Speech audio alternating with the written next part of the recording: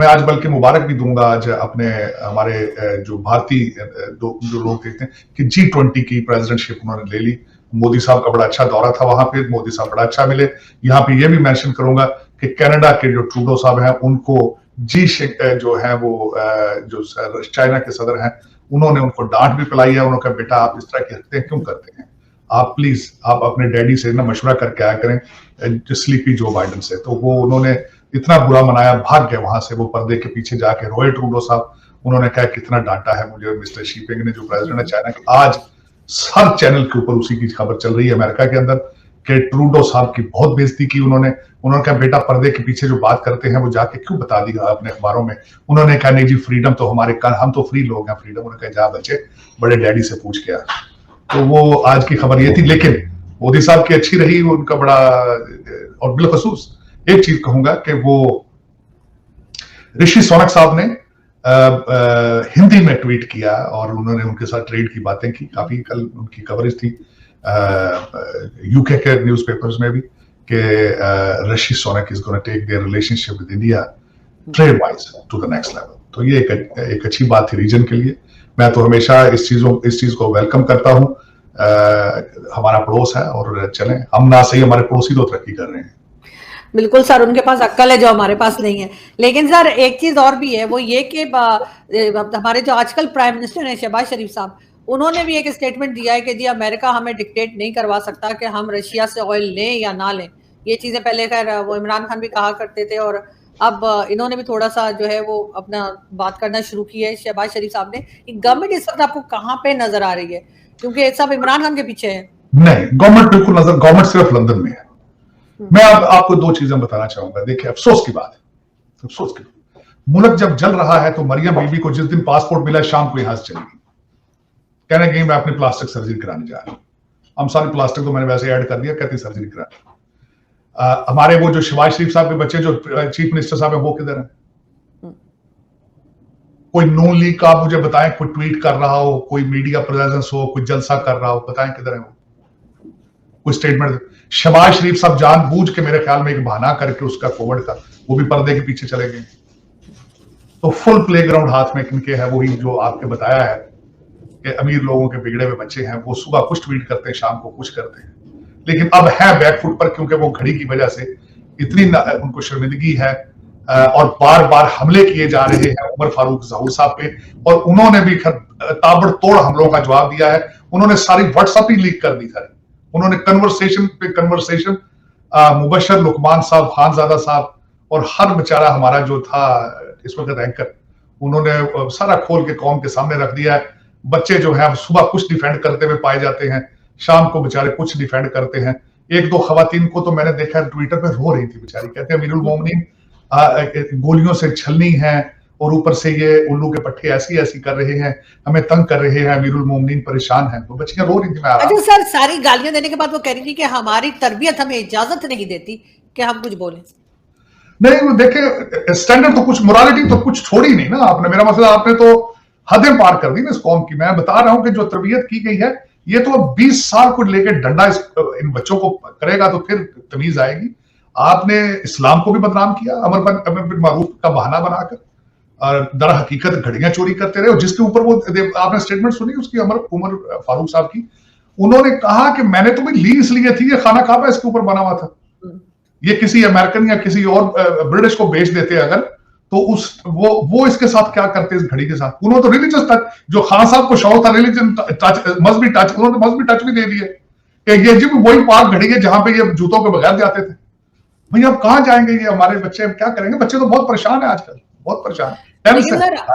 Sir army chief के लिए क्या डिसाइड किया जा रहा है? अभी तक कुछ पता नहीं। आर्मी चीफ का ड्रामा देख, कल नवाज शरीफ साहब से क्वेश्चन किया गया लंदन में, उन्होंने 2 दिन का टाइम दे दिया। उन्होंने 2 दिन के अंदर ही कुछ निकल रहा है इस पटारी में से।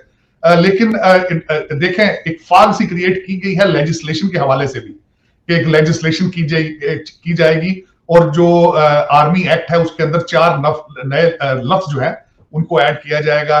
उसमें थोड़ा सा उन्होंने एक कंफ्यूजन सा क्रिएट करने की कोशिश की है, लेकिन मेरे ख्याल में जो सीनियर मोस्ट है वही मेरा जो अपनी फोरकास्ट है कि senior most general will be coming and taking over. मेरे ख्याल में उस पर डिसीजन हो चुका है और वो अच्छा डिसीजन है मेरे ख्याल में। He is a good soldier, very patriotic, very professional soldier मेरे ख्याल में, और बेहतर he will be the good choice for army for Pakistan. आप आसिम मुनीर साहब की बात कर रहे हैं? जी मैं आसिम मुनीर साहब, लेकिन एक दुख मैं साथ अपना इजहार जरूर करूंगा, एक दुख का इजहार करूंगा। 21st सेंचुरी में जिस वक्त मैंने अर्ज किया था कि इस वक्त चाइना से आपका एप्पल की फैक्ट्रियां भारत में शिफ्ट हो चुकी हैं, प्रोडक्शन शुरू कर चुकी हैं। आप पिछले 6 महीने से कंट्री फ्रीज हो चुका है सिर्फ एक समरी और एक अपॉइंटमेंट की वजह से। इस पे जितना इस चीज पे आरजू जितना एहतजाज किया जाए, जितना मलाल किया जाए, जितना दुख किया जाए कम है कि एक अपॉइंटमेंट आपकी इतनी इंपॉर्टेंट है कि कंट्री फ्रीज हो चुका है। और सर अब क्या करेंगे? इनका लॉन्ग मार्च जो है वो एक तरह से फेल हो गया है। अब इलेक्शन डेट जो है वो ये भी सुनने में आ रहा है कि गवर्नमेंट सोच रही है, या नवाज शरीफ साहब बेसिकली सोच रहे हैं कि डेट दे ही दी जाए, क्योंकि इनसे भी तो गवर्नमेंट चल तो रही नहीं है। देखें इस वक्त अगर आप सारा कुछ कैलकुलेट करें आसपास से, मैंने हर ऑप्शन को लिख के देखा है। आप इलेक्शन करा लें फिर भी नहीं आप बचेंगे, आप क्योंकि आप बचना चाहते ही नहीं, आप तरक्की की तरफ जाना नहीं चाहते।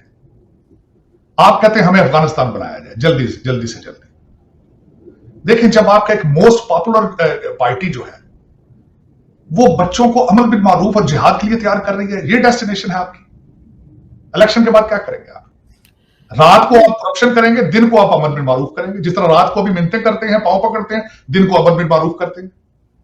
फराग गोगियां और निकल आएंगी, उस्मान बुजदार और निकल आएंगे, मुराद सईद और निकल आएंगे। 3.5 साल में क्या हुआ था? अमीरुल मोमिनीन में 3.5 साल में क्या डिलीवर किया था, वो अगले 4 साल कर देंगे वो। लेकिन इस वक्त हकीकत यह है कि आप इस वक्त आपने 2 चीजें की हैं अपने साथ। ना तो 1947 में आपने पाकिस्तान बनाया है, बिल्कुल सिर्फ फाइलों में बनाया, पेपरों में बनाया है, और अभी आप आप अभी तक उन चीजों को समझ नहीं पाए। आप आज भी पाकिस्तान बनाने के लिए यू आर नॉट इंटरेस्टेड। जो एक फाउंडेशन जिसकी बेस पे आपने 2 नेशन थ्योरी, ये सारा कुछ जो कुछ किया था, you did not justify. You are the most corrupt, immoral. और आज का मैं ये कहता हूं आपने शराफत और किरदार साजी खत्म कर दी है। आपने बच्चों में भी ना तालीम के पीछे गए आप। रूलिंग एलीट आपकी अमीर से अमीर तरीन होती जा रही है, गरीब से तरीन होता जा रहा है। इस वक्त पाकिस्तान में आपकी रूलिंग एलीट एस्टेब्लिशमेंट, आपकी जिस एस्टेब्लिशमेंट में मैं समझता हूं, मैं जुडिशरी को भी ऐड करता हूं, जो आदमी करप्शन करने की पावर रखता है वो रूलिंग एलीट है। उनके बच्चे सारे बाहर पढ़ते हैं, वो तो वहां पढ़ते ही नहीं। जो पढ़ते हैं वहां भी वो आपके वो करते हैं सीनियर कैमरेज, जो जूनियर कैमरेज, वो उनकी तालीम पाकिस्तानी तो है नहीं। आपने एक ऐसा बैरियर क्रिएट कर दिया गया है अपने तबकात के अंदर कि you don't have any chance to survive. और वो जो आप जिनकी मैं बात कर रहा हूं, जो कैमरेज पढ़ते हैं, जो एचिसोनियन है, जो आपके पढ़ते हैं बीकन हाउसेज में, वो सब के सब जो है वो सारे they are impressed with American and British values. लेकिन दुख की बात, पढ़ के यहां से जाते हैं, जो ही एयरपोर्ट पे पाकिस्तान में उतरते हैं वो सारा कुछ भूल जाते हैं, वो करप्शन में नंगे हो जाते हैं। सर करप्शन से याद आया, आपने वो स्कैंडल सुना है जो आज सुबह से चल रहा है मोटरवे को लेकर, जो कैश निकलवा लिया गया जमीनें खरीदने के लिए? कहा गया कि जी जो मोटरवे की तरफ से कैश इतना ज्यादा 1 अरब कैश निकाल के गायब कर दिया। आरजू अब आपके करप्शन की चीजें जब निकलती हैं, लोगों के माथे पे बल भी नहीं आता, क्योंकि आपके कल्चर का हिस्सा बन चुका है। दोस्तों, भारत दुनिया में अपनी धाक जमाने में कामयाब हो रहा है। इंडोनेशिया के बाली में G20 देशों के सम्मेलन में ग्रुप ऑफ 20 यानी G20 सम्मेलन 2023 की अध्यक्षता की अगुवाई देश करने जा रहा है। इसके साथ ही साफ हो गया है कि दुनिया भारत की आवाज केवल सुनता ही नहीं बल्कि उस पर अमल भी करता है। इसका सबूत है G20 नेताओं के बुधवार को यूक्रेन युद्ध पर प्रधानमंत्री नरेंद्र मोदी के संदेश को स्वीकार करना।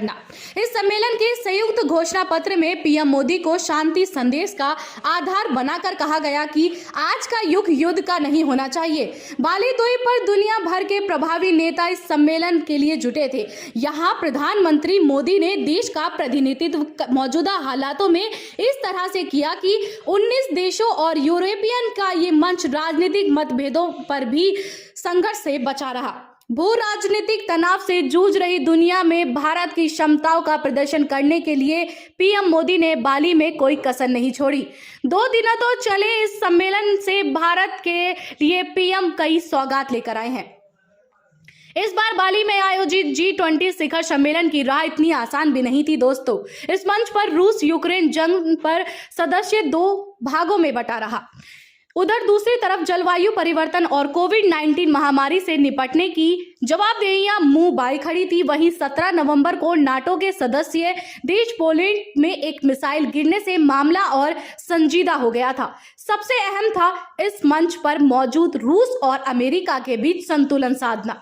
इस मुद्दे पर ऐसे समाधान और सहमति की जरूरत थी जिसके कि रूस यूक्रेन युद्ध से तनातनी के रिश्ते में के बीच का रास्ता निकाला जाए और पीएम मोदी ने दोस्तों ये करके दिखाया था।